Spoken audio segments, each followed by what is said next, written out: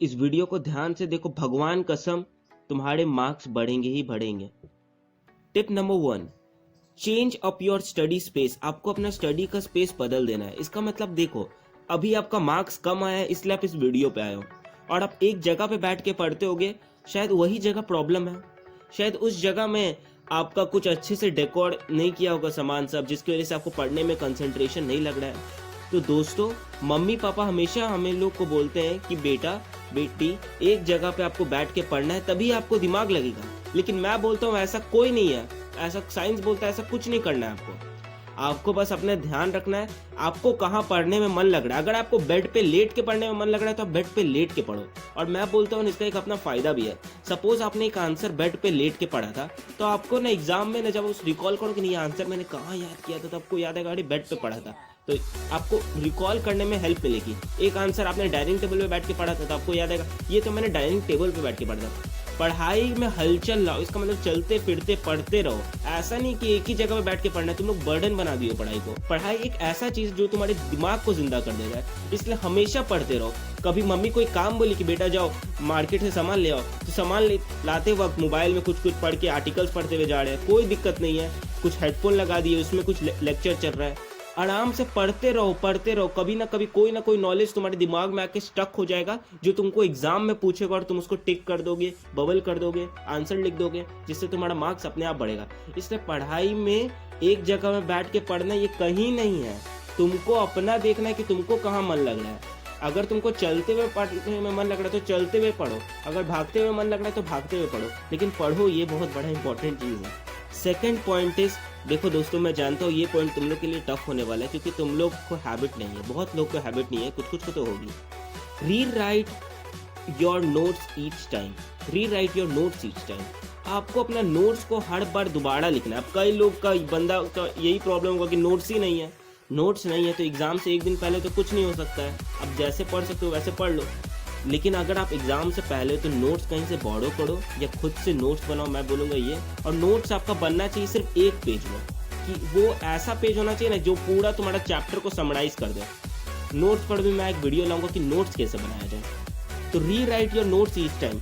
आपको हर बार, मान लो एग्जाम में 4 चैप्टर आ रहा है, तो एग्जाम से 3-4 दिन पहले से आपको चारों चैप्टर का नोट्स जो एक पेज में बना रहेगा, वो एक पेज को हर दिन लिखना है। हर दिन लिखना है, 1-2 बार लिखो और आपका एग्जाम इतना बढ़िया जाएगा, आपको कोई भी चीज़ ऐसा नहीं होगा जो आप भूल जाओगे, ये पक्का है। आपको अपना नोट्स को लिखना है, क्वेश्चन आंसर को नहीं लिखना है, सिर्फ नोट्स को लिखो। एग्जाम में आप इलाबोरेट करके लिख दोगे, वो आप आराम से नोट्स पे ध्यान दो। नोट्स को 2-3 बार लिखो एग्जाम से पहले और आपका एग्जाम बहुत ही ज़्यादा शानदार जाएगा। Step 3 is try new learning strategy. आपको लर्निंग स्ट्रेटेजी नया ट्राई करना है। अगर आपको ऐसा फील होता है कि आपका चैप्टर रीड करना वर्थलेस, आपको कुछ समझ में नहीं आता, बहुत लोग को ऐसा होता है जिसकी इंग्लिश वीक रहती है और वो लोग एनसीईआरटी या आईसीएसई का सेलिना बुक पढ़ते हैं, तो उनको बहुत सारा ऐसा चीज़ रहता है जो समझ ही में नहीं आता है, उनको समझ में बिल्कुल नहीं आता है। तो उससे क्या होता है, चैप्टर रीड करना वर्थलेस हो जाता है, टाइम वेस्ट हो जाता है। तो आपको उस सिचुएशन में, देखो इंग्लिश तो एकाएक नहीं सुधार सकते हो, एग्जाम पे ध्यान देना है, तो आप एक काम करो, सिर्फ क्वेश्चन आंसर पे ध्यान देना है। क्वेश्चन आंसर को कम से कम अपनी वर्ड्स में याद कर लो। इसका मतलब रटने नहीं बोल रहा हूँ, अपने वर्ड्स में याद रखोगे ना, तो एग्जाम 10 दिन बाद हो या 3 महीने बाद, आप कुछ ना कुछ एग्जाम में अच्छा ही लिख के आओगे, क्योंकि वो आपको समझा हुआ चीज़ है, वो आपको याद किया हुआ चीज़ है, आप रटे नहीं हो। इसलिए न्यू स्ट्रैटेजीज अपनाओ। अब जरूरी नहीं कि तुम मेरा ही वाला स्ट्रैटेजी अपना लोगे, देखो, ट्राई करो, एक्सपेरिमेंट करो खुद के साथ। तभी मान लो 10th में होगी तो एक्सपेरिमेंट करते रहो, 11th 12th में तुमको अपना बेस्ट चीज मालूम पड़ जाएगा। एक्सपेरिमेंट जरूर करो, डरो मत यार, तुम लोग रिस्क लेने से इतना डरते हो, तुम लोग रिस्क लेने से मत डरो, तुम लोग एक्सपेरिमेंट करो। तुम लोग को 10th 12th, अगर 10th में हो तो 12th तक में मालूम पड़ेगा, 12th में हो तो नीट का एग्जाम दोगे तो तुमको थोड़ा जल्दी से पढ़ना पड़ेगा, जल्दी से एक्सपेरिमेंट करना पड़ेगा। लेकिन एक्सपेरिमेंट करके अपना बेस्ट प्लान डिसाइड कर लो, उसके बाद तुम यूपीएससी का एग्जाम भी दोगे तो वही चीज़ फॉलो करोगे और इंग्लिश वगैरह भी इंप्रूव हो जाएगा धीरे धीरे। और जो लोग इस वीडियो को अभी तक देख रहे हैं उनके लिए मेरे पास एक स्पेशल अनाउंसमेंट है। ये वीडियो लास्ट तक जरूर देखिए, क्योंकि लास्ट में मैं आपको एक ऐसा प्रो टिप दूंगा जो मैं खुद यूज़ किया था। एग्जाम में ना मार्क्स उससे ऑटोमेटिकली बढ़ जाएंगे। इंग्लिश का एग्जाम होगा ना तो आपका ऑटोमेटिकली मार्क्स बढ़ना ही बढ़ना है, और साइंस वगैरह में भी बढ़ेगा। Take breaks while you are studying. Tip number 5, break लो। जैसे आप पढ़ रहे हो ना, तो 30 मिनट पढ़ो, फिर 5 से 10 मिनट का ब्रेक लो, उससे आपका ब्रेन को रिजुविनेशन मिलेगा। लेकिन एक चीज मेरा भाई ध्यान रखना, मोबाइल मत पकड़ना उस ब्रेक में। अगर तुम मोबाइल पकड़ते हो उस ब्रेक में तो तुमको इतना बड़ा प्रॉब्लम हो जाएगा कि तुम ना आधा घंटा तक मोबाइल ही यूज करते रह जाओगे।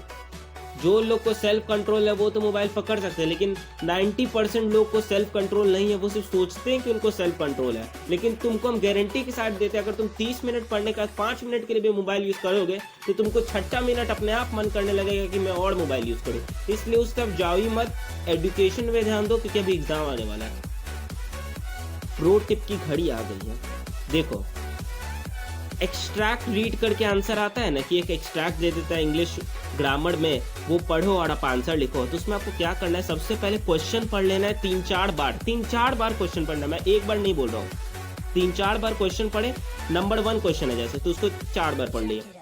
उसके बाद ना पहला 2 पैराडाइम में उसका आंसर रहता ही है, ये ज़्यादातर 100% है, ठीक है। तो आपको उसी पहला 2 पैरा को एकदम ध्यान से पढ़ना है और उसमें आपको आंसर मिल जाएगा, तो उसको अंडरलाइन कर दो। पूरा पैरा पढ़ के उसके बाद क्वेश्चन में जाके उसके बाद आंसर खोजने में कितना टाइम लगता है और ऐसे कितना इजीली हो रहा है। तो आपको क्वेश्चन पढ़ना है 3-4 बार, उसके बाद आपको उसमें आंसर ढूंढना इजीली मिल जाएगा।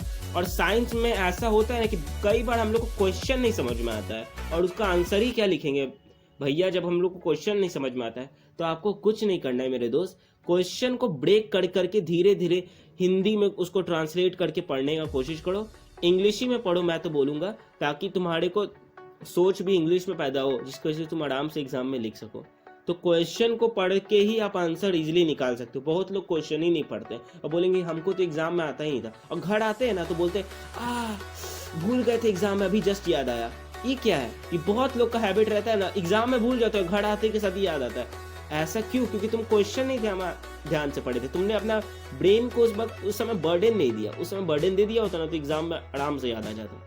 अगर अपने मेमोरी को बूस्ट करना चाहते हो तो लेफ्ट वाले वीडियो पे क्लिक करो, और अगर बहुत सारे एग्जाम्स क्रैक करना चाहते हो जैसे IIT ये सब, तो राइट वाले वीडियो पे क्लिक करो। Thank you and subscribe to this channel.